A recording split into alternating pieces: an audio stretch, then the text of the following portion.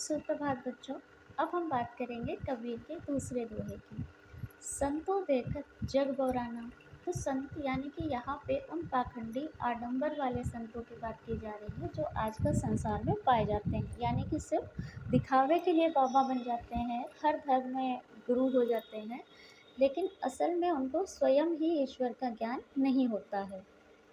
साच कहो तो मारन ठावे, झूठे जगपति आना।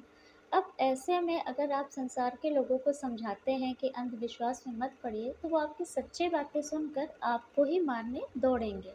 झूठे जगपति आना, और झूठ का ही पालन करते हैं, झूठ की तरफ आकर्षित होते हैं। नेमी देखा धर्मी देखा, प्रात करे स्नाना। तो प्रतिदिन ऐसे साधु संत जो दिखावा करते हैं, जो मनुष्यों को बहकाते हैं, वे क्या बताते हैं कि रोज़ प्रातःकाल स्नान करना चाहिए। तो स्नान हमें अपने शरीर की शुद्धि के लिए करना चाहिए, उसको साफ रखने के लिए करना चाहिए, लेकिन सिर्फ दिखावे के लिए नहीं करना चाहिए कि नहीं हम रोज़ सुबह स्नान करते हैं। नेमी देखा धर्मी देखा। नेमी यानी कि प्रतिदिन के नियम होते हैं कि कोई है कि नहा कर सीधा मंदिर जाएगा, रोज़ इतने घंटे पूजा करते हैं। तो ईश्वर हमसे ये नहीं कहता है कि रोज़ आप मंदिर ही आइए, आप रोज़ इतने घंटे पूजा करिए। ईश्वर के लिए आप मन से एक बार उसका नाम ले लीजिए, तो भी ईश्वर आपसे प्रसन्न होगा। धर्मी देखा, दिखावे के लिए धर्म करना, यज्ञ करना, हवन करना, दान करना। तो जो दिखावा करते हैं वो सच में ईश्वर को नहीं जानते। आत्म मारी पखानहि पूजे, उन्हें कछु नहीं ज्ञाना। आत्म मतलब होता है अपनी अंतरात्मा, यानी कि अपने मन में बसे ईश्वर को, अपने शरीर के अंदर बसे परम परमात्मा को भूलकर वे पत्थरों को पूजते हैं। उनको कछु नहीं ज्ञाना, और ऐसे व्यक्तियों को कबीरदास के अनुसार अज्ञानी कहा गया कि उन्हें कोई ज्ञान ही नहीं है जो पत्थरों को पूजते हैं। बहुतक देखा पीर औलिया, पढ़े किताब पुराना।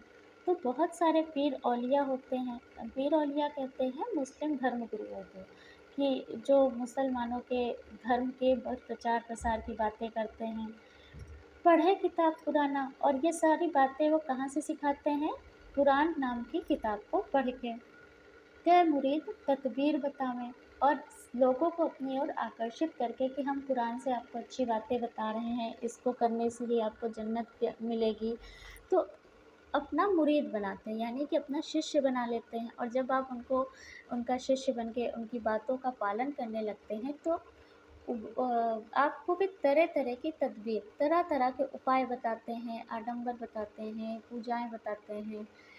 उनमें उन्हें को ज्ञान, उन्हें क्योंकि उन्हें उतना ही ज्ञान है जितना वो किताब से पढ़ते हैं, और वास्तविकता में उन्हें कोई ज्ञान होता ही नहीं। और किताब से पढ़कर भी वे बढ़ा चढ़ाकर अपने स्वार्थ के लिए, पैसे कमाने के लिए अपने ढंग से आपको गलत बातें बताते हैं। आसन मार डिम्ब धर बैठे। और बाबा लोग क्या करते हैं कि आसन मार यानी कि अपना बड़ा मंदिर बनवाते हैं, अपनी सभा लगाते हैं, डिम्ब घमंड करके बैठ जाते हैं कि हमें बहुत सारा ज्ञान है। मन में बहुत गुमाना, और इसी बात पे फूले रहते हैं कि हमारे इतने शिष्य हैं, हमारे इतने लोग हमारे दरबार में आते हैं। पीपर पाथर पूजन लागे, तीरथ गर्भ भुलाना। अब यहाँ पे थोड़ा सा कटाक्ष कबीरदास जी ने हिंदू धर्म पर किया है कि वे पीपर, पत्थर आदि को पूजने लगते हैं। तीर्थ गर्भ भुलाना, और जो धर्म यात्राएं भी होती हैं उसका उद्देश्य सिर्फ ईश्वर से प्रेम या भक्ति नहीं, बल्कि दिखावा होता है कि हम ये तीर्थ कर कर आए हैं, हम यहाँ पे गए थे, और उसका अहंकार दिखाते रहते हैं। टोपी पहिरे, माला पहिरे, छाप तिलक अनुमाना। तो मुस्लिम लोग क्या करते हैं, अपने धर्म को प्रदर्शित करने का उनका एक साधन है कि वो टोपी जो पहनता है वो मुस्लिम है। हिंदू लोग अपने आप को हिंदू दिखाने के लिए माला पहनते हैं, हाथ छाप तिलक तिलक लगाते हैं। तो अपने अपने धर्म चिन्हों को अपने शरीर पर प्रयोग करते हैं। साखी सबदहि गावत भूलें, आत्म खबरि न जाना।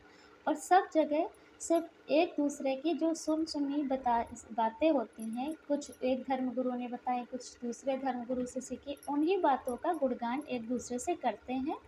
आत्म खबरि न जाना, अपनी आत्मा की, अपने सच्चे परमात्मा की उनको कोई खबर नहीं होती है। हिंदू कहे मोहि राम प्यारा। हिंदू क्या कहता है कि उसे सबसे प्यारा कौन है? राम। तुर्क कहे रहीमाना तो मुस्लिम कहता है हमें रहीम प्यारा है। यानी कि ये दोनों आपस में ही हिंदू मुस्लिम भेदभाव करते हैं, जबकि हिंदू और मुस्लिम दोनों को बनाने वाला परमात्मा एक ही है। आपस में तो लड़ी हुई हैं, तो ये दोनों आपस में इसी बात को लड़ते रहते हैं कि हमारा राम ऐसा है, हमारा रहीम ऐसा है, हमारे धर्म में तो ये होता है।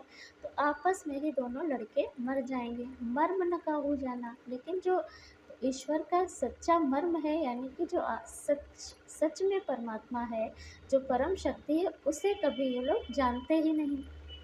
तो जो परमात्मा होता है उसने हिंदू मुस्लिम अलग अलग नहीं बनाया, उसने बस मनुष्य बनाया।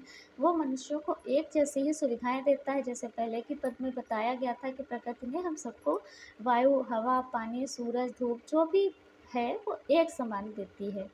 घर घर मंत्र देत फिरत है, महिमा के अभिमाना। तो जो योगी आडम्बरी साधु संत होते हैं, वे हर घर घर में अपनी अलग अलग मंत्र देते हैं, अलग अलग पूजा की विधियाँ बताते हैं और अपनी महिमा का अभिमान कराते हैं कि हम महान हैं, हम गुरु हैं, हमें सारा ज्ञान है।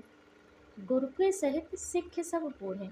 तो गुरु के साथ साथ उनके ऐसे जो शिष्य होते हैं वे भी मूर्ख होते हैं।